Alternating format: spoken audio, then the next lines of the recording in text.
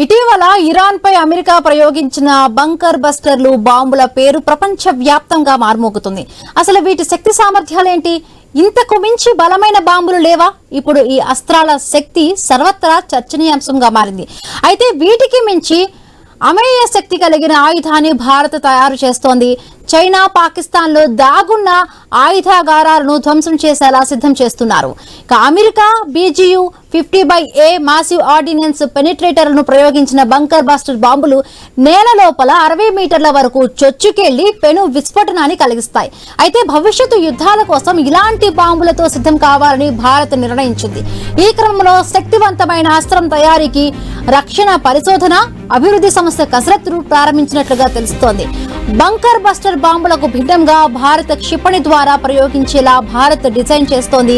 ఖండాంతర క్షిపణి అగ్ని 5 కి సంబంధించిన కొత్త వెర్షన్ ను DRDO రూపొందిస్తోంది. వాస్తవ అగ్ని 5 క్షిపణికి 5000 కిలోమీటర్లకు పైగా పరిధి ఉంది. అది అణు వాటర్ హెడ్లను మోసుకు వెళుతుంది. దానికి భిన్నంగా తాజా వెర్షన్ 2500 కిలోమీటర్లు మాత్రమే పయనిస్తుంది. అది సాంప్రదాయ ఆయుధంగానే ఉంటుంది. అయితే భారీ స్థాయిలో 7500 కిలోల బంకర్ బస్టర్ వార్ హెడ్ ను మోసుకెళ్తుంది. భారత అస్త్రం అమెరికా బంకర్ బస్టర్ కన్నా ఎక్కువ విధ్వంసక శక్తిని కలిగి ఉంటుంది. ఇది నేలలోపకి 80 నుండి 100 మీటర్ల మేర చొచ్చుకెళ్లి ఆ తర్వాత విస్ఫోటనం చెందుతుంది. పటిష్ట కాంక్రీట్ పొరల కింద ఉన్న శత్రు సైనిక కేంద్రాలను ధ్వంసం చేయగలిగేలా దీన్ని డిజైన్ చేస్తున్నారు.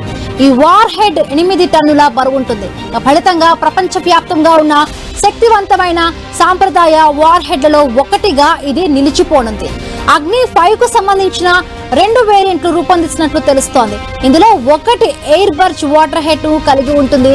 దాని ఉపరితలం మీద ఉన్న లక్ష్యాల కోసం రూపొందిస్తూ ఉన్నారు.